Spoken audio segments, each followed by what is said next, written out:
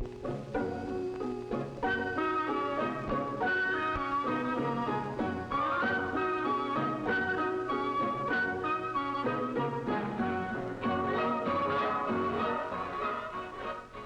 is the foundation of our daily meals. It's the #1 food on the tables of people all over the world. And for a good reason.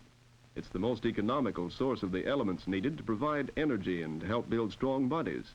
It is wholesome, tasty, and although man doth not live by bread alone, without it a meal seems incomplete.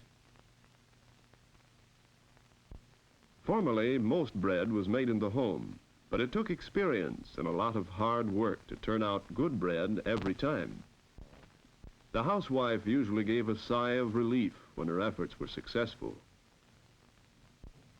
Today, the baking industry has taken over a good part of the job of providing America's daily bread and other bakery products. The industry produces over $2 billion worth of baked foods per year. It employs more than 300,000 persons in a wide variety of jobs, calling for various degrees of skill and knowledge. Wholesale bakery, the actual baking is mainly machine operation, and except for certain key jobs, much of the work can be done by persons without any previous training. The first step in bread making is to prepare the flour by sifting and blending. The other ingredients, such as sugar, yeast, shortening, milk, and salt, are weighed or measured carefully according to set formulas. A man called a mixer starts the bread on its way to the table by pouring the ingredients into a huge dough mixing machine. He sets a scale which weighs out just the right amount of blended and sifted flour. The flour falls from an overhead hopper into the mixer, which is then set in motion. Half a ton of dough, enough for 1,000 loaves, can be mixed in some machines.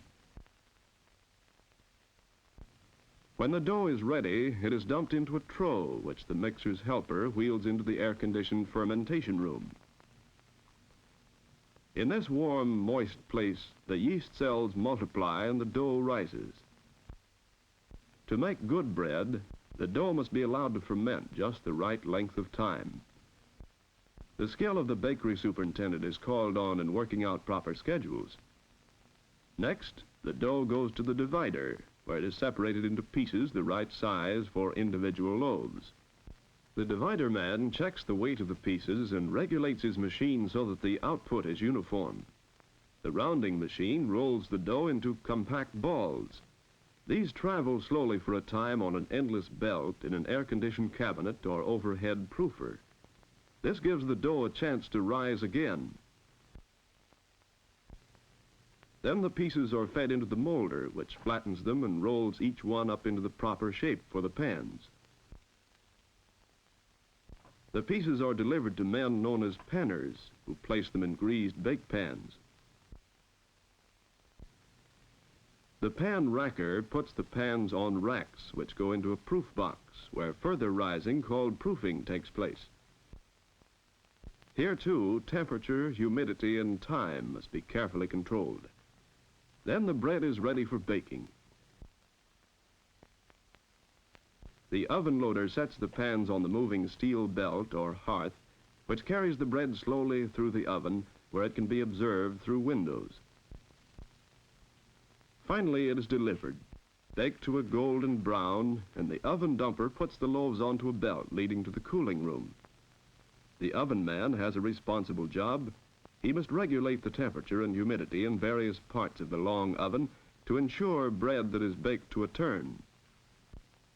After cooling, the loaves go into a slicing and wrapping machine.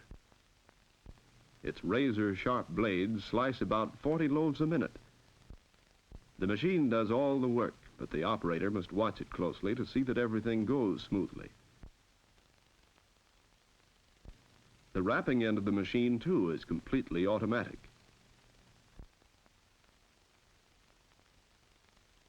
Wholesale bread is usually distributed by route salesmen delivering to stores and restaurants all over the city. But this mass distribution has not put the small retail bakery out of business by any means. In fact, most of America's 30,000 bakeries are small ones, serving their own neighborhoods. In addition to bread of all kinds, retail bakeries make a variety of foods, including cakes, donuts, rolls, pies, cookies, coffee cakes, and fancy pastries. Because of this wide variety of goods, to be a baker in a small shop, you have to have real skill and experience. Except for electrical mixing machines, flour sifters, and in some cases ovens, the average retail bakery is not mechanized, so handwork is the rule. 1 minute you may be getting a batch of cookies ready for the oven, and soon after be making pies or cakes. And no matter what you make, it must be really good if the bakery is to keep its customers. Not only good to the taste, but clean and wholesome. The conscientious baker is aware of his responsibility to the consumer's health. The working hours for a baker and his helpers used to be long and arduous, but today most bakeries operate on 8-hour shifts. But a baker must be in good physical condition, for some bakeries are warm places, especially in the summertime. Bakers usually learn their trade as helpers or by contracting as apprentices. Experienced bakers teach the apprentice the skills of the trade, and when the training period is completed, the apprentice is qualified for a job as a journeyman baker. Baking can also be learned in a vocational school. Nationally known schools of baking are located at the Dunwoody Institute, the Seibel Institute of Technology, and at the American Institute of Baking. Such schools offer ambitious workers a chance to qualify for better jobs in the industry. Their programs include instruction in the science and theory of baking, shop management, and related mathematics. These schools have completely equipped bakeries where the student learns all phases of wholesale and retail baking. Courses cover routine shop work on all bakery products and special study leading to a thorough understanding of the chemistry of baking. The subject of fermentation includes the study of yeast. This one-celled fungus, with its facility for rapid reproduction, plays a vital role in baking. When the course of training in a good vocational school is completed, the students are prepared to take advantage of the opportunities for employment as foremen or production managers in large bakeries. Such men must be highly skilled technicians.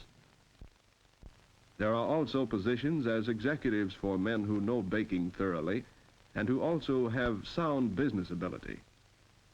Men with scientific training are employed in laboratories engaged in routine analytical work for large bakeries or in research work for the industry as a whole. In some bakeries, women are employed in light work such as putting frosting on rolls or cakes. But in retail business, women are in greatest demand as salespersons. Here, a pleasant manner and courtesy are necessary. For women with exceptional ability, there are jobs as store managers for neighborhood retail bakeries and for companies which operate chains of retail sales rooms in large cities.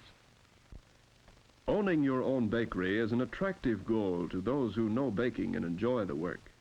But you must also know management and have enough business ability to handle the bookwork, which is a part of any commercial venture.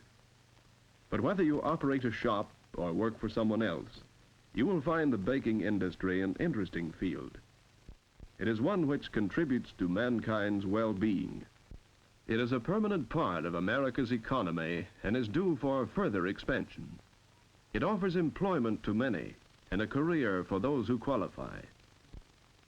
If the work appeals to you and you're willing to learn with a sincere desire to get ahead, you may find some phase of the baking industry a worthwhile choice as your life work.